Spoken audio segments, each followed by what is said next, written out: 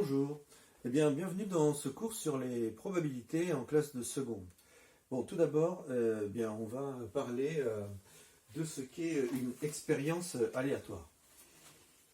Bien, alors la notion d'expérience aléatoire, c'est la suivante.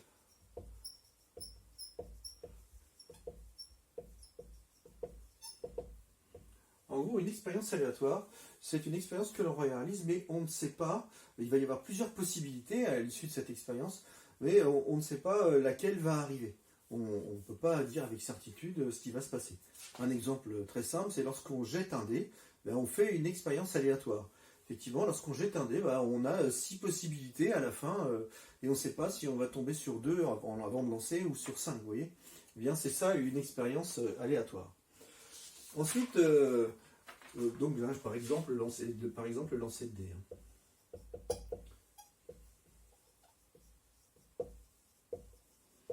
Deuxièmement, nous allons parler de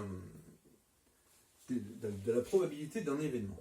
Parce qu'effectivement, lorsqu'on lance un dé, bon, on va le savoir, nous, mais quand on jette un dé, par exemple, combien de chances sur 100 on a, ou combien de chances sur 6 on a de tomber sur 2, bah oui, on le devine. Il n'y a qu'une seule face sur un total de 6 faces, ce qui fait bien une chance sur 6. Bon, on va parler donc de la probabilité d'événement. Probabilité d'un événement. Bon, alors tout d'abord, qu'est-ce que c'est qu'un événement? Bien, un événement, ça peut être de deux ordres. D'abord, ça peut être, si on parle du dé, d'un événement, on peut parler d'un événement élémentaire. Un événement élémentaire, c'est une des issues possibles. Par exemple, faire un 2, c'est un événement élémentaire. Par contre, faire un nombre pair, c'est pas un événement élémentaire, c'est simplement un événement. Donc voilà la différence entre événement élémentaire, c'est quand ça représente une des issues. Voilà. Bien, maintenant si on parle de probabilité d'un événement,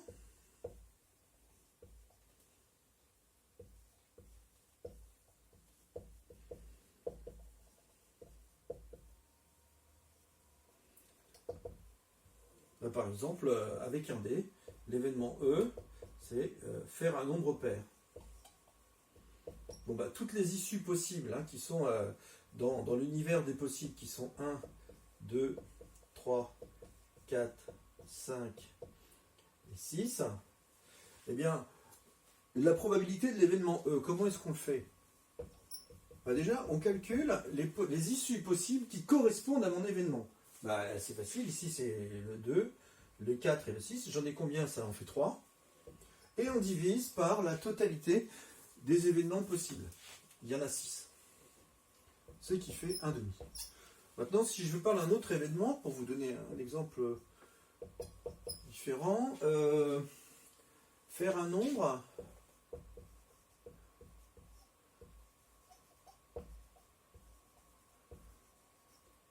supérieur ou égal à 5.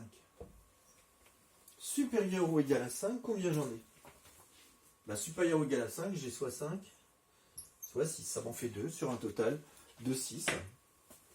Donc la probabilité de l'événement F, c'est 2 sur 6, à savoir 1 tiers. Voilà, jusqu'ici, rien de bien compliqué. Bon, maintenant, on va parler de ce que moi j'aime bien appeler, ce que j'appelle moi la loi de probabilité. Mais avant ceci, on va parler de quelques petites propriétés des probabilités. Probabilité, propriété. Alors ça, c'est vraiment des choses à savoir. La première chose, eh bien, c'est que une probabilité, c'est toujours compris entre 0 et 1. En effet, si on prend un événement, par exemple la probabilité de faire un nombre pair, eh bien, faire un nombre pair, c'est une partie de tout l'univers. Donc en fait, on va en avoir moins que la totalité. Donc si c'est, par exemple, faire un nombre pair, j'en ai 3 sur un total de 6. Par exemple, faire deux nombres un nombre supérieur ou égal à 5, il n'y en a que 2 possibilités sur un total de 6. Je ne pourrais pas avoir 8 possibilités sur un total de 6, c'est pas possible. Donc, effectivement, une probabilité d'un événement, eh bien, c'est toujours plus petit que 1. Bon, c'est aussi positif, évidemment. Une probabilité ne peut pas être négative. Alors maintenant, si je fais la chose suivante. Si je prends par exemple mon histoire du dé, si j'ajoute la probabilité de faire 1, plus la probabilité de faire 2, plus la probabilité de faire 3, et ainsi de suite, plus la probabilité de faire 6, tout le monde comprend bien que ça va faire 1. Donc ça fait la probabilité de faire 1, plus la probabilité de faire 2, plus la probabilité de faire 6, ça fait bien 1. En effet, hein, ici, bah, ça c'est un sixième, un sixième, un sixième, un sixième, un sixième, un sixième, ça fait 6 fois un sixième, c'est-à-dire 1.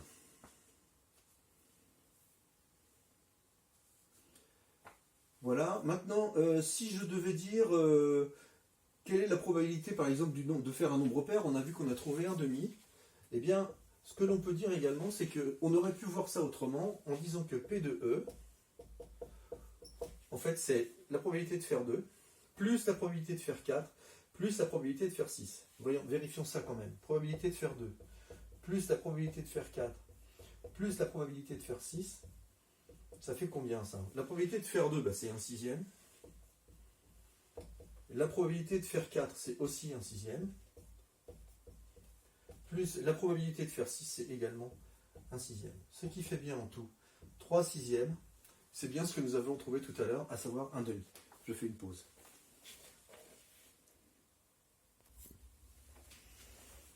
Bien, j'ai voulu rajouter ceci dans mon cours parce que, bon, c'est souvent une question qu'on nous pose dans les exercices. La question, donner la loi de probabilité d'une expérience aléatoire. Voici une expérience aléatoire. C'est une roue dans laquelle il y a des secteurs. Vous savez, on la fait tourner, c'est comme la roue de la fortune, pour ceux qui en ont entendu parler. Et qu'est-ce qui va se passer? Bah, on va tomber, ici il y a un curseur, hein, et la roue va s'arrêter, et on va tomber par exemple sur le bleu, ou sur le rouge, ou bien sur le jaune, ou bien sur le vert. C'est bien effectivement une expérience aléatoire, parce que bah, quand on lance, on ne sait pas sur quoi ça va s'arrêter exactement. Bien, et bien faire une expérience aléatoire, c'est faire un tableau. Un tableau dans lequel on a 2 lignes.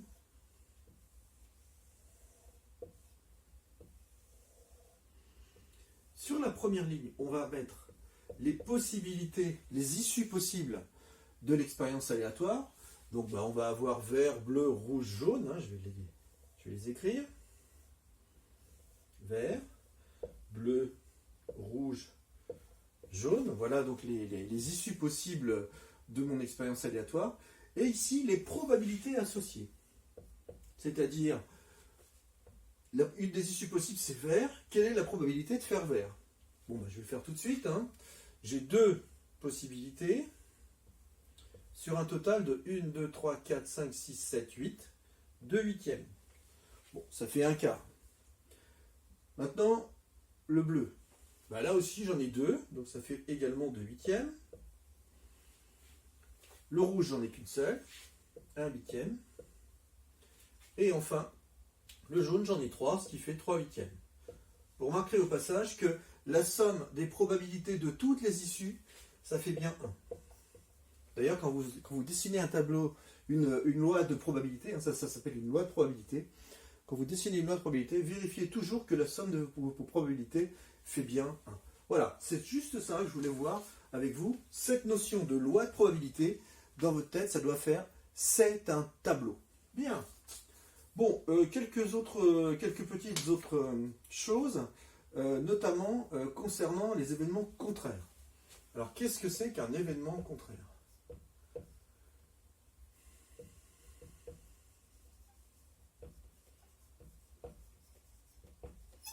Eh bien, un événement contraire, tiens, je vais prendre notre exemple là, si je prends l'événement E, qui est, je sais pas moi, faire sortir du bleu, avoir bleu, eh bien, l'événement contraire, déjà on le note E bar, ça veut dire tout ce qui n'est pas E, eh bien, l'événement contraire, c'est ne pas avoir bleu. Commencez par penser à ça, juste à la négation. L'événement contraire, c'est la négation de l'événement lui-même. Donc le mot ne pas. Alors nous, on va le traduire autrement. Hein. On va dire que c'est faire soit vert, soit jaune, soit rouge. On peut dire ça aussi. Mais la première chose à laquelle on doit penser, c'est ne pas faire le bleu. Voilà. Alors maintenant, quelque chose qui est évident, hein, c'est que si on ajoute les deux probabilités, la probabilité de faire du bleu plus la probabilité de ne pas faire du bleu, d'après vous, combien on va trouver? Eh bien oui, on va trouver, on va vérifier ça tout de suite. Hein. La probabilité de faire du bleu, on l'a vu tout à l'heure, c'est 2/8. La probabilité de ne pas faire bleu, c'est soit faire vert, soit faire jaune, soit faire rouge. Faire vert, c'est 2/8. Faire bleu, faire rouge, c'est 1/8. Et enfin, faire jaune, c'est 3/8. Ça fait bien 1. D'accord? Donc on dit toujours, la probabilité d'un événement, c'est 1 moins la probabilité de son contraire. C'est quelque chose de très important. Je fais une pause.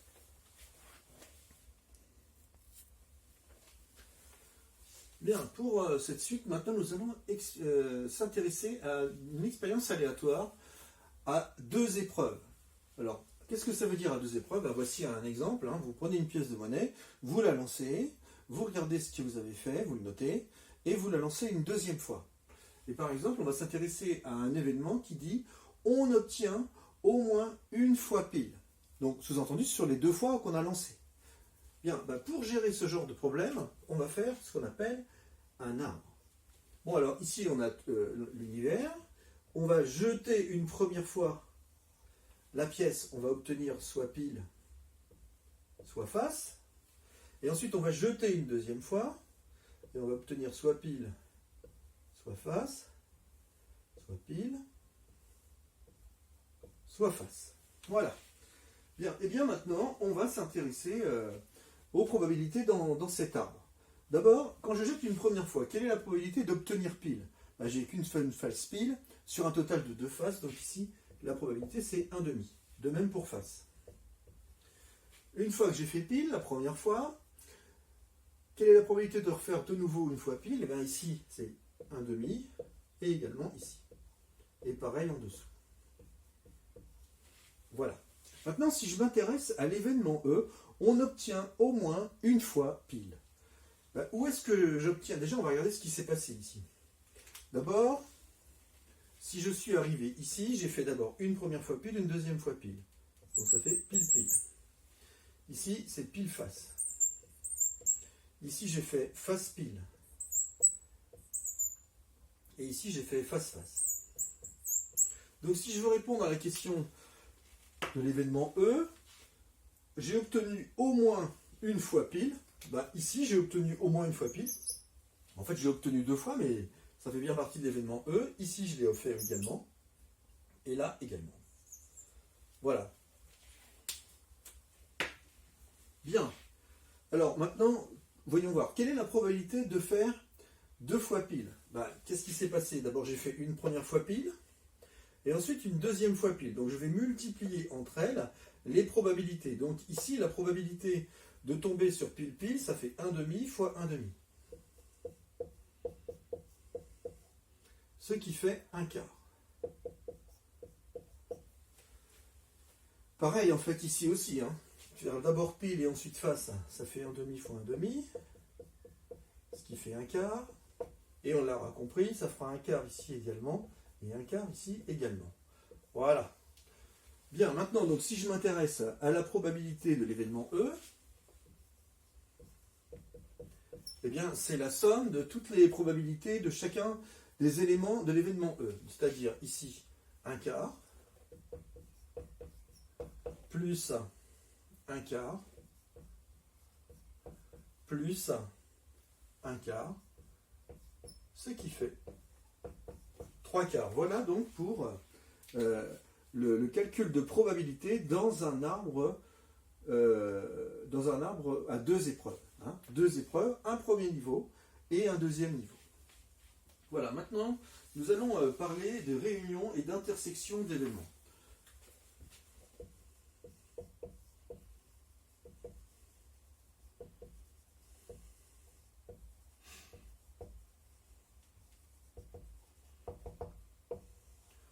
Bon, on imagine que l'on a donc un univers oméga avec tout un tas d'événements dedans, et puis on a deux ensembles à l'intérieur, A et B. Bon, tout d'abord, ce que l'on appelle l'intersection,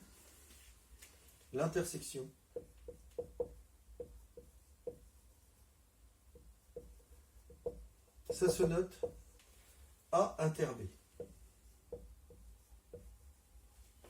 A intersection avec B. C'est un U à l'envers. Eh bien, c'est l'ensemble des événements qui sont à la fois dans l'ensemble A et à la fois dans l'ensemble B. Tout le monde a compris? C'est ça. Ça, c'est A inter B. Maintenant, la réunion.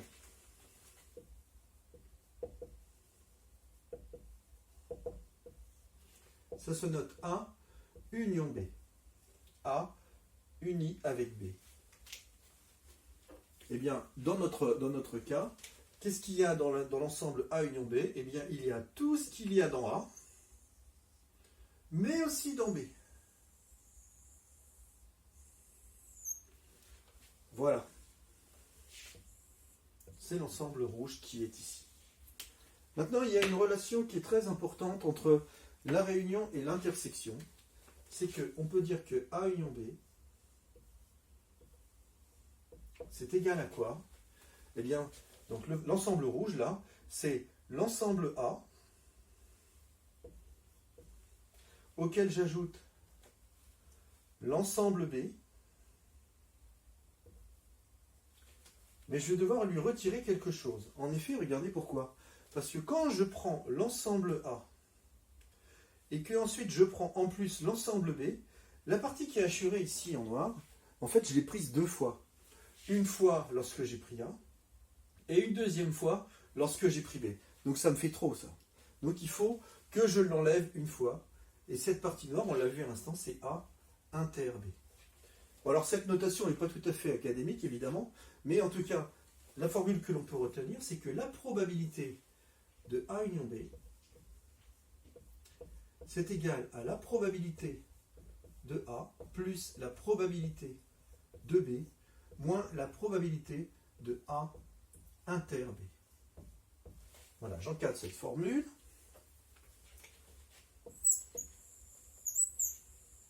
Et il faut également la retenir. C'est très important. D'ailleurs, nous allons faire un petit exercice pour essayer de mieux comprendre comment on l'utilise.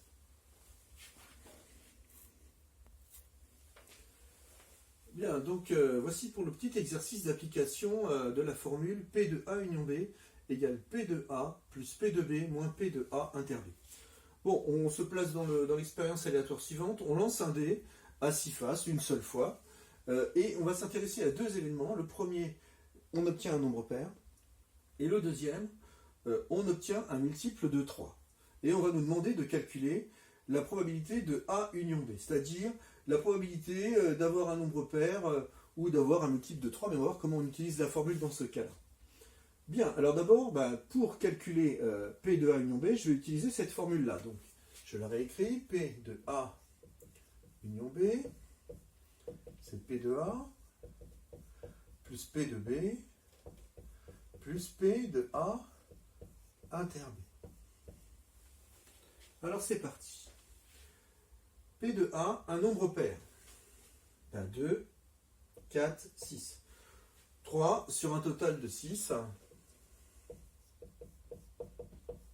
3 sixièmes, c'est-à-dire 1 demi. Maintenant, P de B. P de B, c'est obtenir un multiple de 3. Un multiple de 3, parmi ces nombres-là, moi j'en connais que deux, c'est celui-ci et celui-là. En effet, les autres ne sont pas des multiples de 3. Donc il y en a deux sur un total de 6. Très bien. Et A inter B,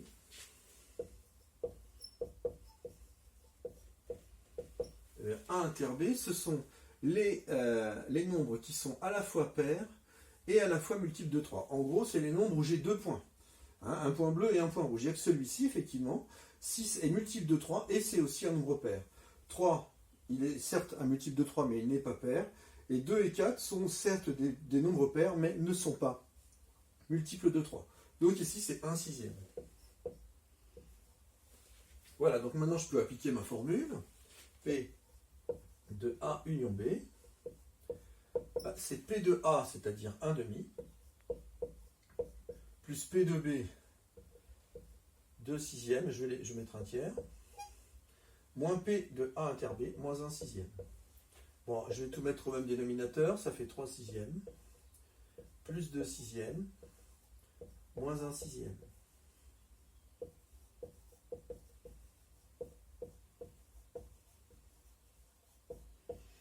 Alors 3 plus 2, 5, moins 1, 4 sixièmes, c'est-à-dire 2 tiers. Voilà, je fais une pause.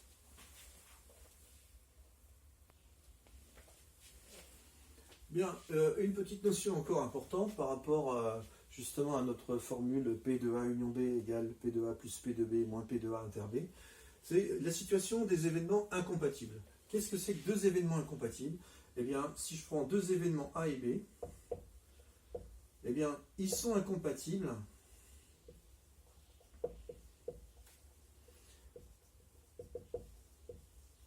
si A inter B est un ensemble vide. Voilà un peu à quoi correspond ceci. Si bien que si on a deux événements incompatibles, P de A union B, c'est égal à P de A, ça je réécris ma formule, hein, plus P de B, moins P de A inter B, mais comme ça vaut 0, on peut l'enlever. Donc il va nous rester seulement P de A union B égale P de A plus P de B. Bon, un petit